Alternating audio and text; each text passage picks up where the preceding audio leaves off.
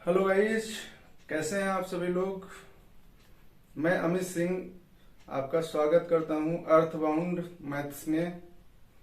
ये मेरा छोटा सा इंट्रोडक्शन है। और भी जानने के लिए बहुत कुछ है मेरे बारे में और आपके बारे में। हम लोग आगे के लेक्चर में खुद के बारे में और आपके बारे में जानते रहेंगे। आई होप सभी लोग अच्छे से मन लगा के पढ़ रहे होंगे। और ये नया वर्ष है 2023, सभी के लिए अच्छा हो। I wish. आज का वीडियो और जो लेक्चर 1 है, बेसिक अंडरस्टैंडिंग ऑफ मैथ्स, बहुत इंटरेस्टिंग होने वाला है, इसलिए लास्ट तक वीडियो जरूर देखें। आप सभी लोग जानते ही होंगे और खुद से एक बार सोचिए, जितने भी एग्जाम हैं, जैसे एसएससी का हो गया, एसएससी में सीजीएल, सीपीओ और जीडी, सीएचएसएल, और रेलवे के बहुत ढेर सारे टाइप के एग्जाम होते हैं, ग्रुप सी, ग्रुप डी और यूपीएससी और स्टेट, यहां तक कि यूपीएससी और स्टेट पीएससी का जो प्रीलिम्स में सी सेट का पेपर होता है, उसमें भी मैथ्स होता है। प्लस जितने भी वनडे एग्जाम है,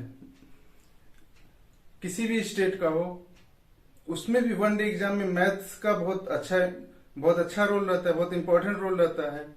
इसलिए हम मैथ को इग्नोर नहीं कर सकते। बिना मैथ्स के किसी भी एग्जाम को निकालना like getting a blood from a stone, मतलब इम्पॉसिबल जैसा है। जो मेरा बिलीफ है गाइस, वो एक क्वालिटी एजुकेशन डिलीवर करने में है। ये मायने नहीं रखता कि मेरे पास डिजिटल बोर्ड है कि नहीं, 20 तामझाम जितने भी होते हैं कि नहीं। अगर आप खुद से सोचिए, अगर मैं आज डिजिटल बोर्ड लगा दूं और बहुत ढेर सारे तामझाम कर दूं, और जो क्वालिटी एजुकेशन है वो डिलीवर कितना करें, क्वालिटी एजुकेशन कितना आप लोग को डिलीवर करें, 0। तो ऐसे तामझाम और खर्चे से कोई मतलब है? नहीं मतलब है। लाखों रुपए हम खर्च करके और आपको अच्छा क्वालिटी एजुकेशन नहीं दे पाए तो उसका कोई मतलब नहीं है। मेरे पास जितने भी संसाधन हैं, हम उससे ही, मेरा पूरा विश्वास है, मैं उससे ही आपको बहुत अच्छा एजुकेशन, क्वालिटी एजुकेशन, जो कि आप एकदम बेसिक लेवल से एकदम टॉप लेवल तक बिना डिजिटल बोर्ड के, बिना किसी 20 तामझाम के, ट्रेडिशनल वे में आपको दे सकते हैं। ओके गाइस, आइए हम लोग थोड़ा मैथ्स पे चर्चा करते हैं। जो हमारा जर्नी रहेगा वो एकदम बेसिक लेवल से एकदम टॉप लेवल तक, मतलब जितने भी टाइप की, जितना भी लेवल जो टफेस्ट का होता है, सिंपल, मॉडरेट, टफेस्ट, उस लेवल तक का हम लोग पढ़ाई करेंगे। और पूरा जो सिलेबस है हर एक एग्जाम का, पूरा मैथ्स का सिलेबस हम लोग कवर करेंगे। जैसे एसएससी का हम लोग सिलेबस कवर किए, बट उसमें कुछ पार्ट ऐसे होते हैं जो कि हर एक एग्जाम में पूछे जाते हैं। जैसे वनडे एग्जाम, स्टेट का एग्जाम हो गया, और यूपीएससी सी सेट का एग्जाम हो गया, रेलवे का एग्जाम हो गया। जैसे एसएससी में एडवांस मैथ का अच्छा कंटेंट रहता है, बट रेलवे वगैरह में और जितने भी स्टेट के वनडे एग्जाम है उसमें कंटेंट थोड़ा कम रहता है। इसलिए हम लोग सब कुछ एकदम बेसिक से लास्ट तक कवर करेंगे। इसलिए टेंशन लेने का थोड़ा सा भी जरूरत नहीं है। अगर आपको मैथ्स में कुछ नहीं आता तो भी आपको टेंशन लेने का जरूरत नहीं।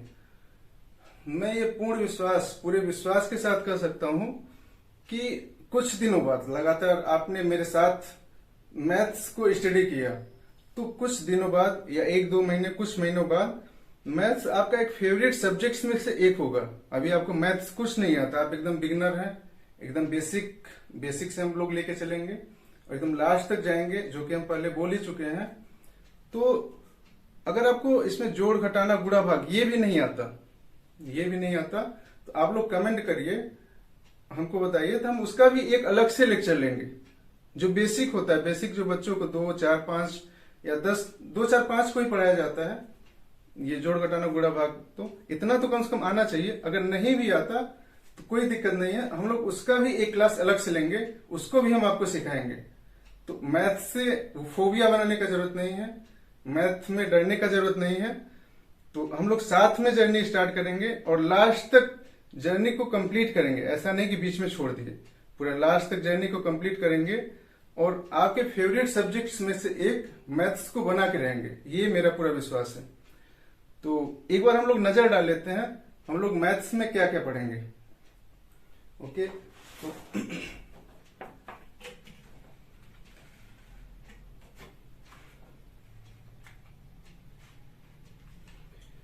मैथ्स में जैसे पहला लेक्चर तो दिख ही रहा है सबको, बेसिक अंडरस्टैंडिंग ऑफ मैथ्स, वो हम लोग आगे चर्चा करेंगे कि उसका मूल मंत्र क्या है मैथ्स का। नेक्स्ट अंक गणित प्लस एडवांस गणित, मतलब अर्थमेटिक प्लस एडवांस मैथमेटिक्स में हम लोग पहला नंबर सिस्टम में पढ़ेंगे। पहला टॉपिक पढ़ेंगे कंप्यूटेशन ऑफ होल नंबर्स, पूर्ण संख्या। नेक्स्ट पढ़ेंगे डेसिमल एंड फ्रैक्शन, दशमलव और अंश। नेक्स्ट पढ़ेंगे हम लोग रिलेशनशिप बिटवीन नंबर्स, मतलब संख्याओं के बीच संबंध, ये एक चैप्टर हो गया। फिर नेक्स्ट में आएंगे हम लोग fundamental arithmetic operations. Arithmetic means अंक गणित, अंक गणित के जितने भी ऑपरेशंस हैं, मतलब जैसे ये 11 चैप्टर है। पहला क्या हो गया परसेंटेज, प्रतिशत। नेक्स्ट क्या हो गया रेशियो एंड प्रोपोर्शंस, अनुपात और समानुपात। नेक्स्ट स्क्वायर रूट्स, वर्गमूल, बहुत अच्छा टॉपिक है। नेक्स्ट एवरेज, औसत। नेक्स्ट हम लोग पढ़ेंगे इंटरेस्ट, जिसमें पढ़ेंगे सिंपल एंड कंपाउंड इंटरेस्ट, ब्याज। नेक्स्ट टॉपिक उसके बाद हम लोग पढ़ेंगे प्रॉफिट एंड लॉस, लाभ और हानि, जो कि बहुत हर एक फील्ड में काम आता है। आप कहीं भी कुछ खरीदने गए, कुछ परचेज किए, सब लोग देखता है कि मेरा लाभ हुआ इसमें कि हानि हुआ। तो ये अपने जनरल लाइफ में भी हम लोग यूज करते हैं, जो मैथमेटिक्स पढ़ते हैं जनरल लाइफ में भी यूज करते हैं। नेक्स्ट डिस्काउंट, बोलते नहीं भैया कितना डिस्काउंट दोगे, 50% डिस्काउंट, 50% डिस्काउंट देखा, 70% डिस्काउंट देखा, फट से सब परचेज कर लेते हैं। तो डिस्काउंट कैसे मिलता है, डिस्काउंट क्या होता है, उसके बारे में भी जानेंगे। नेक्स्ट हम लोग पढ़ेंगे पार्टनरशिप बिजनेस में साझेदारी। नेक्स्ट चैप्टर पढ़ेंगे मिक्सचर एंड एलिगेशन, मिश्रण सम्मिश्रण। नेक्स्ट पढ़ेंगे टाइम एंड डिस्टेंस, समय और दूरी। नेक्स्ट हम लोग पढ़ेंगे टाइम एंड वर्क, समय और कार्य। उसके बाद हम लोग आ जाते हैं एडवांस मैथ में। इतना तो 1 और 2 ये बहुत इंपॉर्टेंट टॉपिक है। ये कितने भी जो भी एग्जाम है, सब एग्जाम में कॉमन एक नहीं होता कि जैसे हम लोग क्रिकेट खेलते हैं, क्रिकेट में गली क्रिकेट खेलते हैं तो उसमें 7 लोग हैं, तो हम लोग क्या करते हैं, अपना लोकल लेवल का बात कर रहे हैं, बोलते हैं 3 मेरे तरफ 3 तेरे तरफ। उसके बाद जो सबसे गया गुजरा है बेकार है उसको बोलते हैं अरे भाई तू कॉमन रहेगा, तो उसको कॉमन रख लेते हैं, मतलब वो इधर भी खेलेगा उधर भी खेलेगा। बट इसमें ये नहीं गया गुजरा है। ये दोनों topic most important topic, first and second, number system and fundamental arithmetic operation, सबसे टैलेंटेड जिसको बोलते हैं कि सब जगह काम आ जाएगा, अपने जीवन में भी काम आएगा, एग्जाम में, हर एक एग्जाम में, जो भी एग्जाम हम देंगे। 1 डे एग्जाम में तो मैथ तो पूछा जाता है, तो मैथ में सब जगह ये कॉमन है, ये तो हमको पढ़ना ही है। बट कुछ कुछ एग्जाम जैसे एसएससी सीजीएल हो गया, ये पूरा सीजीएल का ही सिलेबस है। एसएससी सीजीएल में क्या एडवांस मैथ में क्या पूछा जाता है, अलजेब्रा, बीजगणित। नेक्स्ट थर्ड ज्योमेट्री, ज्यामिति। फिफ्थ मेंसुरेशन, क्षेत्रमिति। नेक्स्ट हो गया ट्रिग्नोमेट्री, त्रिकोणमिति। नेक्स्ट हो गया स्टैटिक्स एंड प्रोबेबिलिटी, मींस सांख्यिकी और संभावना। तो इसको तो बहुत अच्छे से पढ़ेंगे, इसको भी हम उससे ज्यादा भी अच्छे से पढ़ेंगे, क्योंकि एसएससी सीजीएल को क्या बोलते हैं, मिनी आईएएस। मतलब आपको आईएएस नहीं निकला, स्टेट पीसीएस नहीं निकला, तो उसके बाद एसएससी सीजीएल निकल गया तो धन्य हो गए, एकदम फिट। तो उसको क्या बोलते हैं, एसएससी सीजीएल को मिनी आईएएस, जिसका ये सबसे बहुत इंपॉर्टेंट टॉपिक है, इससे भी बहुत क्वेश्चंस पूछे जाते हैं। तो हम सबको 1 से लेके 7 नंबर तक एकदम डिटेल में, एकदम बेसिक से लेके एकदम टॉप लेवल तक, मतलब कि हम जीरो हैं, जीरो से हीरो बनना, मतलब अभी 0 लेवल है हमारा और हम निकलेंगे हीरो बन के। हम छोड़ेंगे नहीं किसी चीज को, डट के एकदम पढ़ेंगे, साथ में प्रैक्टिस करेंगे और आई होप कि आप लोग एंजॉय करेंगे मेरे साथ। तो आइए हम लोग डिस्कस करते हैं नेक्स्ट टॉपिक को, इसको हटा देते हैं।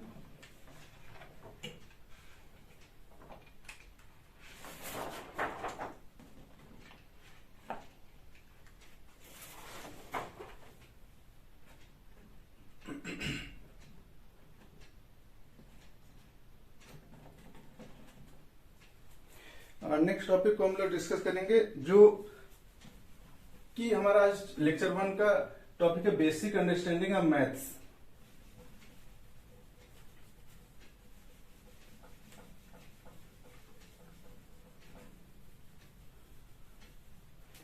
बेसिकली आज हम लोग 2 टॉपिक डिस्कस करेंगे। फर्स्ट डिस्कस करेंगे किसी भी क्वेश्चंस, हमको क्या करना है, क्वेश्चंस को सॉल्व करना है।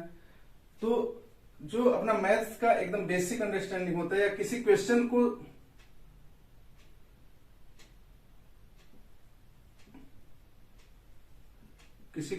को सॉल्व करने का जो मूल मंत्र है, मूल मंत्र क्या होता है, पहला तो ये डिस्कस करेंगे।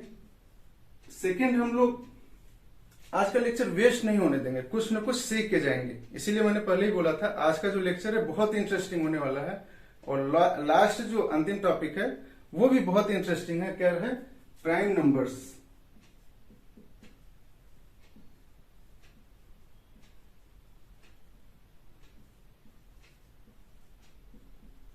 अभाज्य संख्या।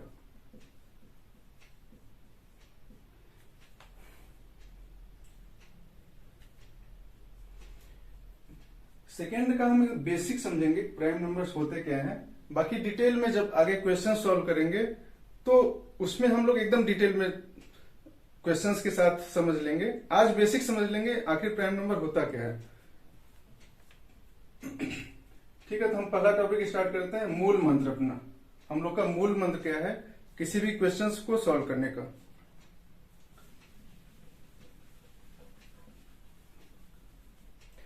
देखिए, मूल मंत्र 3 मूल मंत्र हैं जो कि आपके एकदम फिंगर टिप्स पे होना चाहिए। पहला क्या है?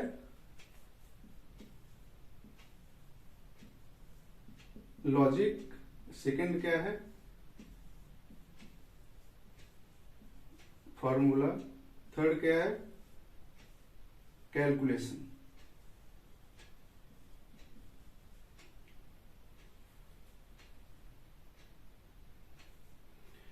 ठीक है, ये तीनों टॉपिक कोई भी क्वेश्चन सॉल्व करने से पहले हमारे माइंड में होना चाहिए। इसको रिकॉल करने में वैसे नहीं है कंप्यूटर में हमने ए दबाया, क्लिक फट से पूरा प्रोसेस, कितना प्रोसेस होता है, मिलियन में प्रोसेस होके पूरा वो ए फट से टाइप हो जाता है कंप्यूटर में। ऐसे ही ये जो हमारा टॉपिक है, ये तीनों मूल मंत्र है, लॉजिक, फॉर्मूला, कैलकुलेशन, इसको फिंगर टिप्स पे हमारे होना चाहिए। इसको भी प्रोसेस होने में ज्यादा नहीं, जब आपका प्रैक्टिस हो जाएगा तो 1 से 2 सेकेंड लगेगा ये तीनों प्रोसेस होने में, तीनों अच्छे से प्रोसेस होने में विदिन 5 सेकेंड आपका ये प्रोसेस हो जाएगा। हम समझेंगे कैसे, मतलब कैसे बोल रहे हैं, इन तीनों को हमको क्यों प्रोसेस करना है, क्यों शुरू करना है। ठीक है, इसको देखते हैं, तीनों को अच्छे से समझते हैं कि मूल मंत्र है तो क्यों है। हम तो बोल दिए कि मूल मंत्र है, अभी तो आपको समझ में ही नहीं आया होगा कि मूल मंत्र है तो कैसे है, नहीं आया है। ठीक है, तो हम लोग इसको डिटेल से समझते हैं, पहले को समझते हैं। पहला है लॉजिक। देखिए, जैसे कोई क्वेश्चन आया, आपको पूछा कुछ, बट बिना कुछ समझे आपने क्वेश्चंस देखा, ए है, बी है, 3 है, 4 है, तुरंत आप उसमें सॉल्व करने में लग गए।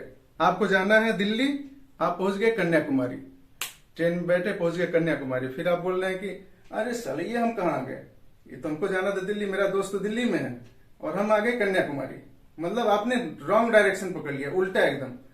तो आप पूरा क्वेश्चन सॉल्व करके आ गए, आपको तो लगा कि हाँ एकदम सही कर लिए, पर जब आपका रिजल्ट आया तो रिजल्ट क्या है, 100 में कितने नंबर, 20। तो आप सर पटकने लगे, अरे ये क्या हो गया, हम तो पूरा सही करके आए थे। फिर आप इधर उधर अपना क्वेश्चन शीट निकाले, फिर सब निकाले कि हाँ कहाँ गलती हो गया, गलत मेरा गलती हो गया, मेरा रिजल्ट गलत आ गया।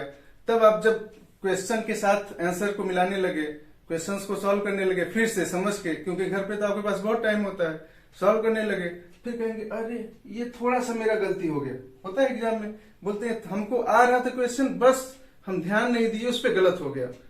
किसी बच्चे से आप पूछिए, सब 2 या 4 क्वेश्चंस गलत करके आते हैं, सिर्फ जल्दी जल्दी में, हड़बड़ में। ऐसा नहीं कि उनको आ नहीं रहा था, किसी से पूछ लीजिए, बोलेगा रिजल्ट आने के बाद वो बोलेगा कि अरे यार ये हमको आता था बट यहाँ गलती कर गए, इसको हम सही कर सकते थे, सही कर सकते थे, बट हमने सही तो नहीं किया। क्यों सही नहीं किया? क्योंकि हमने क्वेश्चंस में लॉजिक ही नहीं लगाया कि क्वेश्चंस पूछ क्या रहा है। क्वेश्चंस हम पढ़े, लॉजिक नहीं लगाया कि एक्चुअली में क्वेश्चंस पूछ क्या रहा है। लॉजिक लगाए होते तो एक्चुअली हमें पता चल जाता कि हमको जाना है दिल्ली की कन्याकुमारी। आपको जाना है दिल्ली, बट आप पहुंच गए कन्याकुमारी बिना लॉजिक के। तो ये लॉजिक लगाने में हो सकता है शुरू में क्या हो, शुरू में जैसे आप अभी बिगनर्स हैं, जो एक्सपर्ट हैं उनके लिए तो कुछ नहीं, कुछ मायने नहीं रखता, वो तुरंत सॉल्व कर लेंगे 10 सेकंड 20 सेकंड 30 सेकंड में क्वेश्चंस को। आप बिगनर्स हैं तो ये क्लास एकदम बिगनर्स के लिए, एकदम शुरू से बेसिक से शुरू कर रहे हैं हम, कि जिसको कुछ नहीं आता वो भी समझ ले, जिसको आता है वो तो बहुत अच्छी बात है, उसके लिए तो कुछ बोलने का जरूरत ही नहीं है। तो लॉजिक लगाए, हो सकता है इसको लगाने में आपको पहले 20 सेकंड से 30 सेकंड लगे, हो सकता है, बट आप जैसे जैसे प्रैक्टिस करते जाएंगे आप विद इन 2 से 3 सेकंड प्रैक्टिस के बाद, आफ्टर प्रैक्टिस विद इन 2 से 3 सेकंड में आप लॉजिक लगा लेंगे। आपको पता चल जाएगा कि क्वेश्चंस में पूछ क्या रहा है। आप उस मतलब से क्वेश्चंस में घुसेंगे कि आखिर क्वेश्चन में पूछ क्या रहा है, तो आपको तुरंत समझ में आ जाएगा। प्रैक्टिस के बाद इतना टाइम लगेगा, जब प्रैक्टिस नहीं है तो 20 से 30 सेकंड, हो सकता है आपको 50 सेकंड भी शुरू में लगे, कोई दिक्कत नहीं, घबराने का कोई जरूरत नहीं है। प्रैक्टिस मेक्स परफेक्ट, ये आपने सुना ही होगा। तो नेक्स्ट लॉजिक लगाए, हो सकता है देखिए फर्स्ट स्टेज में आपका आंसर आ जाए। आपने लॉजिक लगाया 10 सेकंड 5 सेकंड 4 सेकंड में आपका आंसर वहीं आ गया, आपने पुट कर दिया कि बी ऑप्शन सही है, टिक मार के आप निकल गए आगे नेक्स्ट क्वेश्चन में। बट कभी कभी लॉजिक से भी क्वेश्चंस नहीं हुआ, लॉजिक लगा लिया, आपको पता चल गया कि क्या एक्चुअली में पूछ रहा है। फिर नेक्स्ट पे आते हैं हम लोग फॉर्मूला। फॉर्मूला एकदम सब कंठस्थ होना, आपको सभी फॉर्मूले याद होना, बेसिक फॉर्मूले, बहुत ज्यादा फॉर्मूले नहीं है, वो आपको याद होना। अगर फॉर्मूला भी नहीं याद है, आप फॉर्मूला लॉजिक तो लगा लिए, अब आपको फॉर्मूला कौन से अप्लाई करना है, आप उसमें सोचने में क्या रही, आप कौन सा फॉर्मूला लगाए हम, अब क्या करें, आप सोचने में 2 मिनट निकाल दिए। तो आपका क्वेश्चन आपके पास 60 मिनट है, आप तो 30 मिनट मैथ में ही जब निकाल देंगे तो बाकी 30 मिनट में आप 3 सेक्शन जो भी है, इंग्लिश है, जीके है, रीजनिंग है, या किसी किसी एग्जाम में इंग्लिश नहीं पूछा जाता, 3 सेक्शन है, तो आप एक में अगर 30 से 40 मिनट निकाल देंगे तो 20 मिनट में आपका ऑब्वियसली छूटना है, रीजनिंग छूटेगा या जीके छूटेगा, किसी किसी में हिंदी कहीं कहीं पूछता है, कुछ ना कुछ तो आपको छूटेगा। तो आप मेरिट में तो नहीं आएंगे, मेरिट से निकल जाएंगे बाहर। ओके, तो फॉर्मूला सभी आपके फिंगर टिप्स पे होना, एकदम माइंड में क्लिक हो जाना, लॉजिक के बाद एकदम क्लिक हो जाना कि इसमें ये फॉर्मूला लगेगा। जैसे मान लो a+b का होल स्क्वायर लगेगा, तो आपको तुरंत पुट हो जाना फॉर्मूला, हाँ ये इसका ये फॉर्मूला है, इसमें ये वैल्यू पुट करेंगे, आंसर आ गया। अब जैसे ही फॉर्मूला अप्लाई किए, छोटा सा कैलकुलेशन हो सकता है वहां पे हो, तो कैलकुलेशन करने का भी जरूरत नहीं है, सेकेंड स्टेज पे ही आपका आंसर आ जाए, सी आंसर है, हमने टिक मारा निकल गए। ये बहुत कम टाइम का प्रोसेस है। शुरू में हो सकता है इसमें आपको 50 सेकंड लगे, इसमें 20 सेकंड लगे, बट आफ्टर प्रैक्टिस एक फॉर्मूला को लिखने में कितना, ज्यादा से ज्यादा 2 सेकंड लगेगा, इससे ज्यादा तो नहीं लगना चाहिए, 2 सेकंड या 3 सेकंड या मैक्सिमम 10 सेकंड, इससे ज्यादा तो नहीं लगना चाहिए। अब आपने फॉर्मूला पुट किया, उसमें हो सकता है कैलकुलेशन हो लंबा, तो नेक्स्ट स्टेज पे आप आ जाएंगे अपने मूल मंत्र पे। तीसरे में क्या आ जाएंगे, तीसरे में कैलकुलेशन। कैलकुलेशन तो भाई बहुत स्ट्रांग होना, कैलकुलेशन के बिना मैथ्स को हम सोच ही नहीं सकते। ये जो है आपका बहुत स्ट्रांग होना। स्ट्रांग कैसे होगा, अभी हम आपसे बोले कि आप कुछ नंबर्स लीजिए, 2 + 5 + 7 + 8 + 9 ऐड करके हमको बताइए, तब आप सोचने लगेंगे अरे सर क्या बोल दिए ये। नहीं, ऐसे नहीं, आपका कैलकुलेशन इतना स्ट्रांग होना, जैसे हम आपको बोले वैसे आपका आंसर आ जाना तुरंत, सर इतना होगा इसका। तो इस लेवल का कैलकुलेशन होना, तब आप बीट कर पाएंगे उन लाखों करोड़ों बच्चों को। कोई कोई रेलवे का एग्जाम होता है तो उसमें करोड़ों बच्चे भर देते हैं। तो आप अगर इतना मेहनत नहीं कर पाएंगे, उस लेवल तक नहीं पहुंच पाएंगे, तो आप कैसे उन बच्चों को बीट करेंगे, नहीं कर पाएंगे। तो इसलिए कैलकुलेशन कैसे स्ट्रांग होगा, कैलकुलेशन स्ट्रांग होने के लिए पर डे कम से कम, अभी आप बिगिनर्स हैं तो आप अपनी कैपेसिटी के हिसाब से, हो सकता है आपका कैपेसिटी कम हो, आप 5 क्वेश्चन सॉल्व कर पाए शुरू में या 10 क्वेश्चन सॉल्व कर पाए, बट वो पर डे का प्रोसेस में होना। ऐसा नहीं कि आपने एक दिन में 100 क्वेश्चन सॉल्व किया और दूसरे दिन क्या घोड़ा बेच के टीम, तो ऐसा नहीं होना। पर डे जो भी आपका पढ़ाई है वो रेगुलर होना, बीच में गैप नहीं होना। बीच में ठीक है आपने संडे को गैप ले लिया, वो भी पूरे दिन गैप नहीं होना, उस दिन भी आपका कुछ न कुछ यूजफुल होना। ऐसा नहीं कि आपने पूरा दिन घूमने टहलने मूवी देखने में बिता दिया, ऐसे तो फिर एग्जाम तो नहीं निकलेगा। देखिए हम भी जब पढ़ते थे, तैयारी करते थे, तो रात रात भर ऐसा नहीं, किसी दिन गैप नहीं करते थे। किसी दिन मान लीजिए बोर हो रहे तो उस दिन क्या करते थे, कुछ ना कुछ रिवाइज कर लेते थे, कुछ ना कुछ पढ़ लेते थे। नया नहीं पढ़ते थे, पुराना ही पढ़ लेते थे। अब जो पढ़े हैं उसको पढ़ने में मजा आता है, अरे ये तो हमको आ रहा है, अरे ये हम तो आ रहा है। बट उसमें ही क्या है, धीरे धीरे हमारा रिवाइज हो जाता है। समझे? समझ में आप लोग को? ठीक है, समझ में आ गया, हमको लग रहा है समझ में आ गया आप लोग को। ठीक है, तो पर डे कैलकुलेशन आप अपने हिसाब से, जैसे 10 क्वेश्चन से 15 क्वेश्चन पर डे आप प्रैक्टिस कर रहे हैं, तो कुछ दिन 10 दिन 15 दिन प्रैक्टिस करने के बाद आपका कैपेसिटी ऑटोमेटिक बढ़ जाएगा। जैसे एक धावक होता है, शुरू में दौड़ना शुरू करता है तो हो सकता है 2 किलोमीटर दौड़ पाए, बट धीरे धीरे per day 2100 metre, 2200 metre, 5 kilometre, 10 kilometre, लोग मैराथन में न जाने कितने किलोमीटर दौड़ जाता है। तो ये प्रैक्टिस से ही होता है, ऐसा नहीं कि उनका एक दिन का मेहनत है। एक दिन में कुछ नहीं होता, धीरे धीरे शरीर का भी एक लिमिट होता है, एक कैपेसिटी होता है, तो धीरे धीरे वो एब्जॉर्व करता है चीजों को। आप कहीं गर्म प्रदेश में चले जाइए, तुरंत आप बीमार पड़ जाएंगे या कुछ हो जाएंगे। आप वही अपने जहां पे रहते हैं, धीरे धीरे मौसम चेंज होता है, गर्मी भी धीरे धीरे बढ़ती है, ठंड भी धीरे धीरे बढ़ती है, तो शरीर उसको एब्जॉर्व कर लेता है। इसलिए कैपेसिटी बढ़ाने के लिए पर डे आप मेहनत कर रहे हैं 10 से 15 क्वेश्चन। जब आपका कैपेसिटी बढ़ जाए तो आप इसको 15 से 20 कर दीजिए, और थोड़ा कैपेसिटी बढ़ गया आप उसको 20 से 25 क्वेश्चन पर डे कर दीजिए, फिर धीरे धीरे बढ़ते बढ़ते 40 से 50 हो गया। तो इतना पर डे आपका प्रैक्टिस होना पर डे मैथ में। अगर इतना प्रैक्टिस आप नहीं कर पाते तो आप भूल जाइए कि आप कोई एग्जाम निकाल पाएंगे, क्योंकि लाखों बच्चे इससे ज्यादा पर डे प्रैक्टिस कर रहे हैं। इतना प्रैक्टिस कर रहे हैं कि उनका हाथ जो है कांपने लगता है। शाम को सोते हैं तो ऐसे एक्सरसाइज करके हाथ को सोते हैं कि उनका हाथ कहाँ है यही नहीं पता चलता उनको।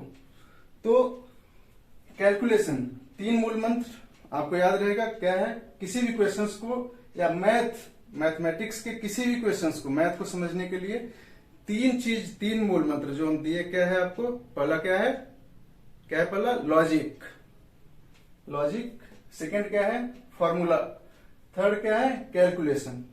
तीनों, ऐसा नहीं तीनों आपका स्ट्रांग होना, तीनों अगर इसमें से एक भी आप मिस कर दिए तो आप कहीं ना कहीं, मैथ इतना सुंदर सब्जेक्ट है कि मैथ में आप इस 20 की जगह आप 100 कर सकते हैं, 100 में 100। और मैथ के ही बल पे बहुत बच्चे जिनका जीके थोड़ा सा, अब ऐसा नहीं आप पढ़ रहे हैं तो आप तो सब पढ़ेंगे, मॉक टेस्ट दे रहे हैं तो जीके पढ़ेंगे, रीजनिंग पढ़ेंगे, रीजनिंग प्रैक्टिस कर रहे हैं, सब मॉक टेस्ट में आता रहता है। तो सिर्फ मैथ स्ट्रांग होने से थोड़ा बहुत जीके आता है, रीजनिंग आता है, हिंदी आता है, इंग्लिश आता है, उससे लोग एग्जाम क्रैक करके सिलेक्ट होके चला जाता है। इतना स्कोरिंग और इतना अच्छा सब्जेक्ट है मैथ। और हुआ एकदम फोबिया बना लेने की जरूरत नहीं, मैथ मुझसे तो होगा ही नहीं, कुछ टेंशन लेने की जरूरत नहीं है। इतने अच्छे से हम पढ़ाएंगे आपको कि आपको छोटी छोटी बातें जो आपको डिस्टर्ब करती हैं, जिससे आपको फोबिया आपके मन में है, आप कमेंट करिए, आप बताइए कि हमको ये डर है, तो उसका भी हम एक अलग से वीडियो बनाएंगे। जो भी मैथ में डाउट है, बहुत छोटी छोटी, अगर शर्माने का जरूरत नहीं, बहुत छोटी चीज, आपको जोड़ नहीं आता, घटाना नहीं आता, कुछ भी नहीं आता, आप उसको कमेंट करिए, आप बताइए। सभी के कमेंट के हिसाब से फिर से हम एक वीडियो, नया लेक्चर तैयार करेंगे, उस डाउट को भी क्लियर करेंगे। इसलिए इसको फोबिया बनाने का, इसके डर में एग्जाम छोड़ देने का जरूरत नहीं, टेंशन लेने का तो जरूरत है नहीं थोड़ा भी। तो क्वेश्चंस के मूल मंत्र तो आप समझ गए होंगे क्या क्या है। पहला, एक बार और रिवाइज करिए मेरे साथ। पहला क्या है लॉजिक, क्या है logic, second formula, third calculation. ये तीनों आपके दिमाग में रहना, चलते रहना, कोई भी क्वेश्चन सॉल्व करिए, आदत में बनाएंगे तो फिर बाद में 10 दिन बाद, 20 दिन बाद ये आपको सोचने का भी जरूरत नहीं पड़ेगा, ऑटोमेटिक अप्लाई हो जाएगा क्वेश्चन में। जैसे मान लीजिए ये तीनों अप्लाई करने में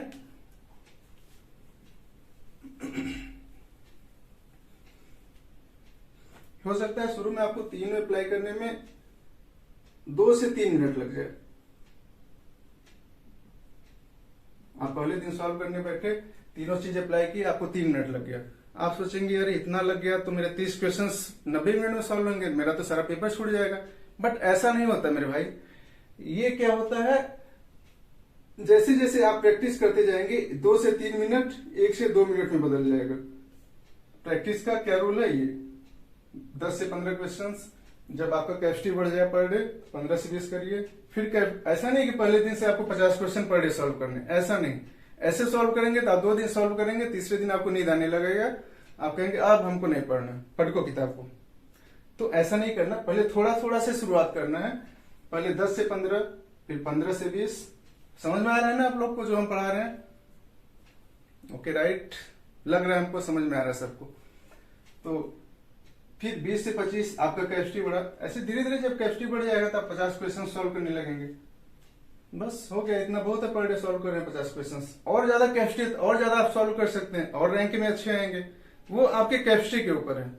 ठीक है, जैसे जैसे प्रैक्टिस करेंगे 1 से 2 मिनट हुआ, फिर प्रैक्टिस करते रहेंगे तो ये आपका विद इन 50 सेकेंड से 1 मिनट रहेगा। फिर और अच्छे से प्रैक्टिस हो जाएगी तीनों चीज को, ये 20 से 30 सेकेंड या मैक्सिमम 40 सेकेंड में आप किसी भी क्वेश्चन को सॉल्व करके रख देंगे। आपका ये टारगेट कोई नहीं रोक सकता, 100 में 100। ओके, समझ में आ गया सबको?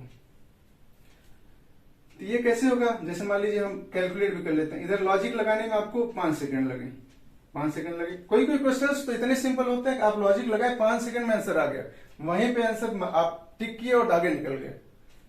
किसी भी बहुत से सर हैं यूट्यूब पे, आप उनका वीडियोज लेक्चर्स देखते होंगे, बताते हैं कि हम 8 मिनट 10 मिनट 12 मिनट में पूरे पेपर को मैथ को सॉल्व कर दिए। कैसे सॉल्व कर दिए? इसी हिसाब से लॉजिक लगाया 5 सेकंड में, बस आंसर आ गया। उनका कैलकुलेशन और फॉर्मूला इतना स्ट्रांग है कि वहां तक जाने का जरूरत ही नहीं। हो सकता है आपका लॉजिक के बाद थोड़ा सा टफ क्वेश्चन आ गया, फॉर्मूला पे अप्लाई किए, इसमें आपने 5 सेकंड लगाए, 5 सेकंड लगाए, मैक्सिमम 5 सेकंड फॉर्मूला अप्लाई करने।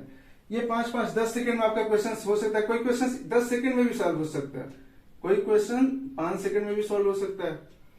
नेक्स्ट, अगर इसमें हो सकता है और टफ एग्जाम आ गया, आपको कैलकुलेशन करने का जरूरत है, तो कैलकुलेशन कितना? ज्यादा से ज्यादा 10 सेकंड, अगर छोटा कैलकुलेशन है 20 सेकंड 25 सेकंड, ये आपके प्रैक्टिस के ऊपर है।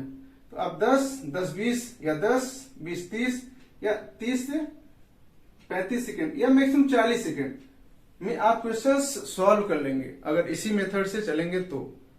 ठीक है, तो अपना मूल मंत्र को हम लोग याद रखेंगे, तीनों टॉपिक को। हर एक क्वेश्चन जब आगे सॉल्व करेंगे उसमें आपको हम दिखाएंगे कि कैसे कहाँ लॉजिक लगाए तो आपका क्वेश्चन सॉल्व हो गया, कहाँ पे फॉर्मूला पुट किए कितना सेकंड लगा तो वो क्वेश्चन सॉल्व हो गया, आंसर आ गया। फिर कैलकुलेशन जरूरत है तो वो कैलकुलेशन तो प्रैक्टिस के ऊपर है, प्रैक्टिस करते रहेंगे, कैलकुलेशन अपना स्ट्रांग होता रहेगा। टिप्स आपको बहुत बड़े बड़े कैलकुलेशंस आपके माइंड में चल जाते हैं, तुरंत हो जाते हैं प्रैक्टिस से। हम बार बार बोल रहे हैं practice, math without practice is nothing. अगर आप प्रैक्टिस नहीं कर रहे हैं, आपको कितना भी फॉर्मूला याद है, कितना भी आपके पास लॉजिक है, अगर आपके पास कैलकुलेशन नहीं है तो आप लॉजिक वाले क्वेश्चंस कुछ होंगे, 5 होंगे 10 होंगे, आप उतना कर पाएंगे और उसमें भी टाइम लगा देंगे। बट अब कैलकुलेशन स्ट्रांग नहीं है तो फिर आपका वो बहुत टाइम लेगा। और भी पेपर के जो पार्ट हैं, जो भी है, और भी सेक्शन किसी कहीं हिंदी होता है, कहीं रीजनिंग होता है, जीके होता है, वो उसमें से कुछ ना कुछ छूट जाएगा। ओके, तो नेक्स्ट अब आज का लेक्चर में एक टॉपिक और पढ़ लेते हैं कि कुछ ना कुछ हमको इस लेक्चर से नॉलेज होना चाहिए। एक टॉपिक को हम पढ़ेंगे, क्या बोले थे नेक्स्ट, प्राइम नंबर।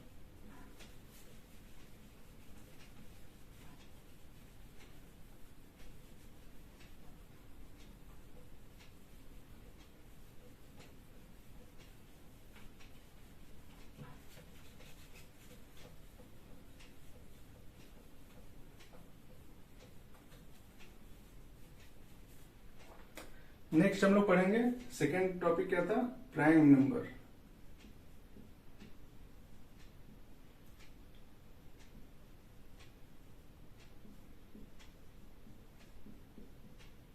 अभाज्य संख्या। प्राइम नंबर मतलब अभाज्य संख्या। नाम से ही दिख रहा है अभाज्य, जिसको काटा ना जा सके, जिसको ऐसा कोई पैदा ही नहीं हुआ कि उसको काट सके। तो इसके दो रूल होते हैं। पहला क्या है प्राइम नंबर के, जो या तो 1 से डिविजिबल हो, किससे डिविजिबल हो, या तो 1 से, या तो इटसेल्फ,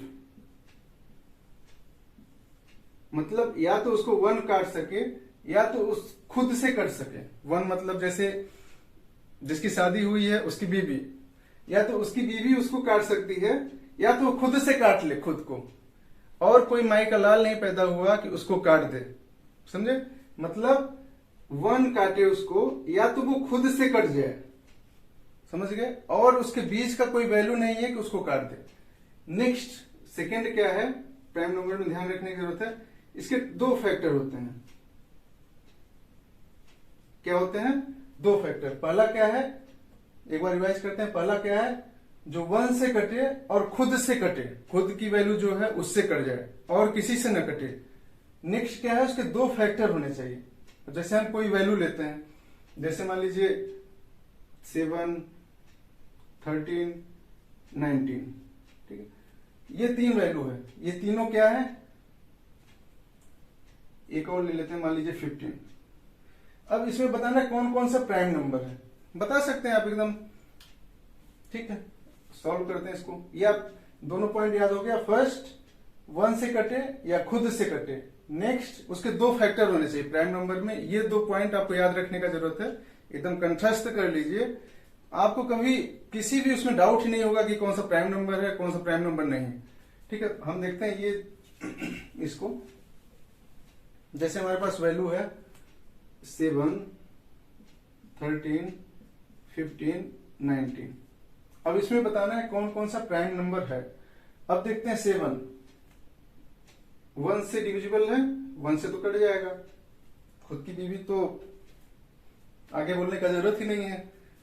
मतलब जो 1 से कटे और खुद से कटे, खुद से कट जाए, खुद मतलब 7, इसका कितना फैक्टर हो गया 7, और बीच में कोई माई का लाल नहीं पैदा हुआ जो इसको काट सके। कोई काट सकता है तो आप बताइए, कोई वैल्यू इसको काट सकता है? नहीं काट सकता। तो ये क्या है, प्राइम नंबर, प्राइम नंबर है। नेक्स्ट आते हैं 13 पे। 13 का 1 से डिविजिबल है, 1 से हम इसको काट सकते हैं। नेक्स्ट ये 13 से ही डिविजिबल है, और बीच में कोई ऐसी संख्या नहीं, किसी में इतना दम नहीं, हिम्मत नहीं उसके सामने जा सके, उसको काट सके, खुद से ही कटेगा। बीच की कोई संख्या, बीच में कोई नहीं कि उसको काट सके। आया समझ में? तो ये भी क्या है, प्राइम नंबर। अब 15 पे आते हैं, 15 का फैक्टर करते हैं। 15 का फैक्टर कितना हो गया, 15 का फैक्टर एक तो 1 से कट गया, बहुत अच्छा। 1 तो किसी को भी काट सकता है, 1 को कोई रोक ही नहीं सकता कि किसी को काट दे, ठीक है। नेक्स्ट 15, नेक्स्ट देखते हैं 2 से डिविजिबल है नहीं, 3 से भी इसका फैक्टर है, 3 से भी 15 कट जाएगा, 3 5 15 कट गया ना। ये तो 5 से भी कट रहा है, कितने लोग इसको काट दे रहे हैं। 15 से तो खुद से तो कटेगा ही, बट ये दो लोग डिस्टर्ब करने आ गए इसको, ये बता रहे हैं भाई तुम प्राइम नंबर नहीं हो, तुम अभाज्य नहीं हो, हम तुमको काट सकते हैं, काट के फेंक सकते हैं। तो ये क्या है, ये प्राइम नंबर नहीं है। ऐसे 19 भी है, इसका 1 डिविजिबल है, 19 है, और बीच में कोई वैल्यू नहीं जो इसको काट सके, तो ये भी क्या है, प्राइम नंबर। अब बात करते हैं हम दो और वैल्यू लेते हैं। जैसे मान लीजिए 1 क्या है, 1 प्राइम नंबर है या नहीं है, बताइए आप लोग, सोचिए 1 क्या है, प्राइम नंबर है या नहीं है। ठीक है, कुछ लोग सोच रहे होंगे है, कुछ लोग नहीं है। जो सोच रहे है, बहुत अच्छी बात। 1 कैसे नहीं है प्राइम नंबर, 1 खुद से तो कट जाएगा, 1 तो किसी को भी काट सकता है, 1 के अंदर बहुत पावर है, 1 किसी को भी काट दिया, बट इसका सेकेंड फैक्टर अवेलेबल ही नहीं है। तो ये जो फर्स्ट कंडीशन था 1 एंड इटसेल्फ, इसको तो फुलफिल किया, बट सेकेंड कंडीशन को फुलफिल ही नहीं किया कि इसके 2 फैक्टर होने चाहिए। 1 क्या हो गया, 1 जो है non prime number, 1 prime number नहीं है। नेक्स्ट लेते हैं 2 को, नेक्स्ट किसको लिए, 2 को।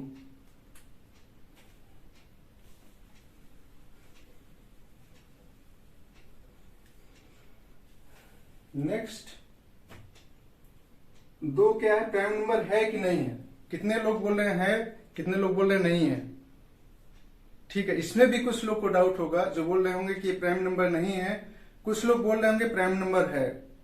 तो क्या है, ये प्राइम नंबर है। कैसे है, ये देखिए 1 से तो डिविजिबल, ऐसा नहीं इवन हो गया तो प्राइम नंबर नहीं।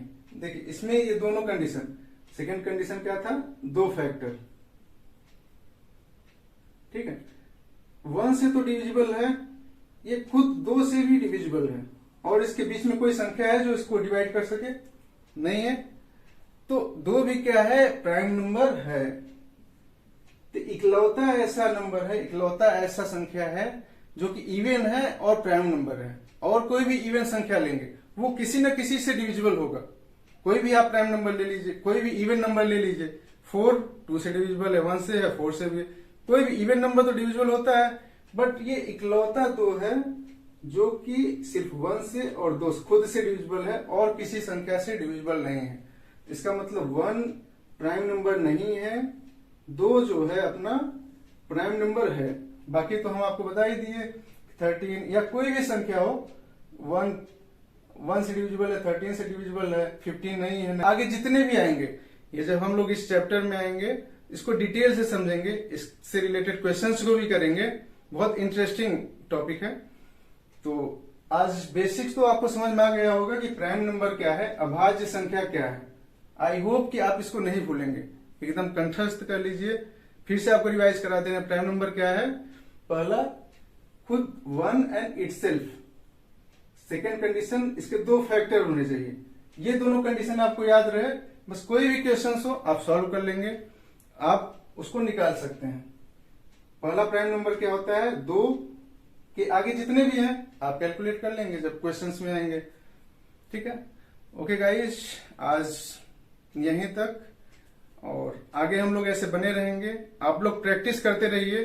तीनों मूल मंत्र क्या क्या बोले थे एक बार रिवाइज कर लेंगे हम लोग। पहला क्या था? Logic, second formula, third calculation. तीनों एकदम कंप्यूटर जैसे नहीं होता कि आपने ए प्रेस किया और एक खट से लिख के आ गए। बहुत ढेर सारा प्रोसेस होने के बाद वो कंप्यूटर स्क्रीन पे ए शो होता है, या जो भी आप लिखते हैं। तो ऐसे ही ये आपके इनबिल्ट तीनों जो मूल मंत्र हैं, इनबिल्ट एकदम प्रोसेस, तुरंत जब आप प्रैक्टिस करने लगेंगे तो ये एकदम प्रोसेस में हो जाएगा। आपको इसके बारे में सोचने का जरूरत नहीं कि हम इसमें लॉजिक लगाएं, हम इसमें फॉर्मूला लगाएं, इसमें कैलकुलेशन लगाएं। प्रैक्टिस के बाद जब प्रैक्टिस आप करने लगेंगे 10 दिन 15 दिन, आप सोचिए कि हाँ इसमें लॉजिक लगाना है। लॉजिक क्या है? ये लॉजिक जो लगाया, फिर उसके बाद फॉर्मूला लगाया, फिर कैलकुलेशन लगाया। 15 दिन आपको सोचना पड़ेगा। 16वें दिन से जब आपका प्रैक्टिस, कंटिन्यू प्रैक्टिस करते रहेंगे, तो आपको सोचने का जरूरत नहीं होता है, खुद से ऑटोमेटिक वो गियर अप हो जाएगा।